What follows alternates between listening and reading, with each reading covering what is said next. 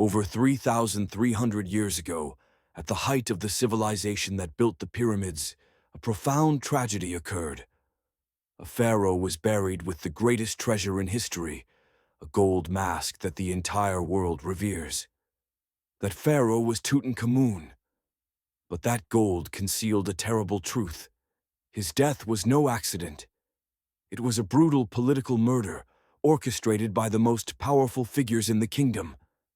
The death of this young king fundamentally reshaped Egyptian history. Who dared to kill a living god? And why? Right now, make sure to hit the subscribe button and ring the notification bell to join the ancient enigma in unraveling this shocking investigative file. Don't miss a single detail of this historical inquiry. Dramatic opening and call to action. Over 3,300 years ago, at the height of the civilization that built the pyramids, a profound tragedy occurred. A pharaoh was buried with the greatest treasure in history, a gold mask that the entire world reveres. That pharaoh was Tutankhamun. But that gold concealed a terrible truth. His death was no accident. It was a brutal political murder orchestrated by the most powerful figures in the kingdom. The death of this young king fundamentally reshaped Egyptian history. Who dared to kill a living god? And why? Right now, make sure to hit the subscribe button and ring the notification bell to join the ancient enigma in unraveling this shocking investigative file. Don't miss a single detail of this historical inquiry. The origins of chaos 1. The supreme crime. Akhenaten's religious coup. To understand this murder, we must go back one generation. Tutankhamun was the son of Pharaoh Akhenaten, the man historians call the heretic pharaoh or the destroyer. Amidst a civilization that revered thousands of powerful deities like Amun-Ra, Osiris, and Horus, Akhenaten committed the ultimate blasphemy. He declared that there was only one god, Aten, the sun disk. This was not just a simple change in doctrine, it was a brutal political and spiritual coup against the very soul of Egypt. The power challenge. Akhenaten directly challenged the immense power of the priesthood of Amun in Thebes. For centuries, the Amun priests had amassed colossal wealth and influence, rivaling the royalty itself. They controlled temples, granaries, and the spiritual authority over the populace. The worship of Aten stripped them of all their power and wealth, plunging thousands of influential individuals into unemployment and profound anger. This resentment was not merely religious, but deeply economic and socio-political. This fury created a massive force of hidden enemies ready to do anything to restore the old order. The desert capital, Akhenaten, Akhenaten, decided to move the capital to a barren desert area, which he named Ankhesenamun, horizon of Aten, modern-day Amarna. This was a completely new city, built to sever all ties with the old religion. There, he and his wife, Queen Nefertiti, established a strange, unsettlingly naturalistic art style, portraying the gods and the royal family in an eccentric, personal way. For archaeologists, the Amarna period offers a rare glimpse into artistic and ideological change. But for the Egyptian people at the time, it was an act of madness that ruined the cosmic order. They believed that when the pharaoh disrespected the old gods, the gods would punish Egypt with famine, floods, and chaos. The Aten revolution failed miserably.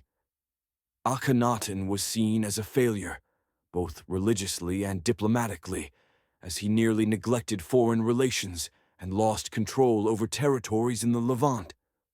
When he died, the circumstances of his death remain a mystery, but it was undoubtedly a release for the exhausted nation. 2. The frail ascent of the boy king.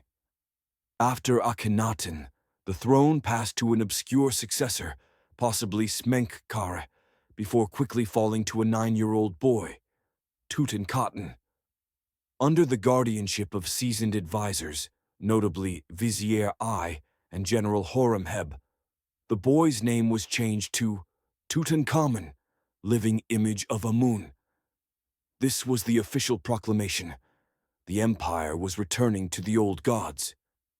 Tutankhamun ordered the dismantling of Aten's temples and the reconstruction of the ruined sanctuaries at Thebes and Karnak. This was a public act of atonement to heal the nation's spiritual wounds. But the real authority lay with his powerful guardians. I, who had served several generations of pharaohs, and Horemheb, commander-in-chief of the army, wielded all administrative and military power.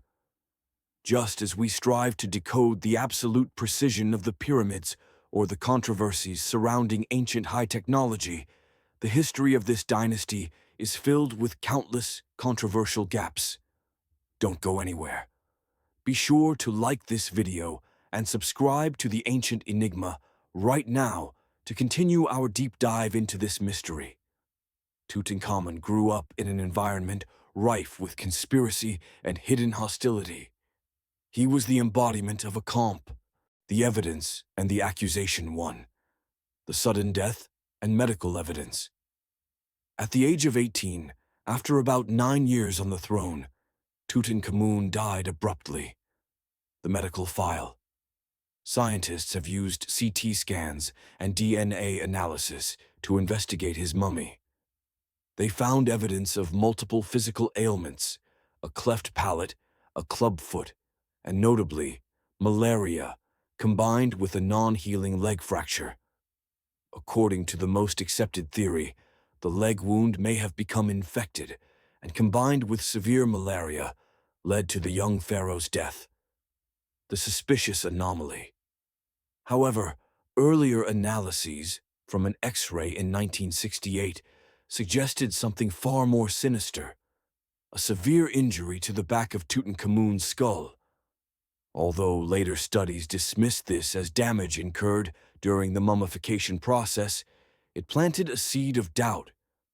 Was this an accidental injury, or a covert blow that was skillfully covered up? Or, perhaps, was a mere accident exploited by someone to eliminate the vulnerable king? The history of ancient Egypt is full of such contradictions. How could a great religion collapse so quickly merely at one man's will? The truth is often complex and resides somewhere between competing hypotheses. Tutankhamun was not a great warrior, but a political hostage in the battle to reclaim power post-Akhenaten. 2. The accusation from Queen Ankhesenamun. The most compelling piece of evidence regarding a conspiracy does not come from the bones, but from the utter despair of the pharaoh's widow, Queen Ankhesenamun. After her husband's death, she sent a desperate letter to Suppiluliuma I, the king of the Hittite Empire, Egypt's sworn enemy. The content of the letter was shocking. "My husband is dead. I have no son. Send me one of your sons, so that he may become my husband and Pharaoh of Egypt." I am afraid. This was an unprecedented act in Egyptian history. The queen preferred to give herself and the throne to a national enemy, rather than accept any available Egyptian courtier. What was she so afraid of? Her fear did not stem from outside the borders, but from within the palace walls. That desperate letter is the clearest testimony to a power conspiracy lurking, ready to seize the throne. The Hittite prince was dispatched to marry the queen. But ironically, he was murdered en route to Egypt before he could set foot on the Nile. This assassination marked the end of any legitimate hope for Ankhesenamun. Who stood to gain from this assassination? The answer becomes clearer. The usurpers and the erasure one. I, the perfect opportunist, the biggest beneficiary of Tutankhamun's death and the Hittite prince's assassination, was Vizier I. I was a long-serving official who had weathered many regimes, serving Pharaoh Amenhotep III, Akhenaten, and Tutankhamun. He lacked direct royal lineage, but possessed immense experience and high status. Following Tutankhamun's death, I swiftly ascended to the throne, legitimizing his power by marrying Ankhesenamun, a political, likely coerced, marriage. Having served his political purpose, Queen Ankhesenamun subsequently vanished from history. The circumstances of her demise are another mystery, though it is easy to assume she was eliminated so that I could consolidate his power without threat. I's reign was short, but his actions clearly demonstrated his motive: power acquisition. His reign served as a bridge to prepare the ground for his most trusted successor, General Horemheb. 2. Horemheb, the true power broker. General Horemheb, the commander-in-chief, was the most patient contender. He was the embodiment of military power that had been suppressed by Akhenaten and was now eager to reclaim its supremacy. Horemheb had been an advisor to Tutankhamun and later became I's successor. Horemheb cemented his rule by initiating the official act of damnatio memoriae, condemnation of memory, against the entire Amarna line, including Akhenaten and Tutankhamun. This was the most brutal act, rewriting history. In the ancient Egyptian belief system, to speak the name of the dead is to make them live again. Conversely, the ritualistic chiseling out of a pharaoh's name from temples, monuments, and official king lists was an act of preventing their soul from achieving immortality. It was killing them a second time, permanently. Horemheb didn't just erase Tutankhamun's name, he erased an entire dynasty. By rewriting the king lists, Horemheb claimed to be the direct successor of Pharaoh Amenhotep III, Akhenaten's father, bypassing Akhenaten, Smenkhkare, I, and Tutankhamun. This not only legitimized his own rule, but also made the downfall of the Amarna family seem necessary and deserved. Horemheb's subsequent military and religious restoration paved the way for stability, leading directly to the powerful dynasty of Seti I and Ramses the Great. Arguably, the political murder of Tutankhamun ended an era of chaos and ushered in Egypt's new golden age. The conclusion of the inquiry. We have examined the medical evidence, the desperate letter, and the brutal chain of political events. The final verdict. Whether Tutankhamun died from illness, an accident, or direct assassination, his death was fundamentally a political murder. It was either ruthlessly exploited or outright planned by the power brokers, I and Horemheb, to clear the path for the restoration of military and priestly authority. They not only killed Tutankhamun, but erased his entire royal lineage to ensure their own dynasty's immortality. Ironically, it was this very act of memory erasure that saved Tutankhamun's tomb.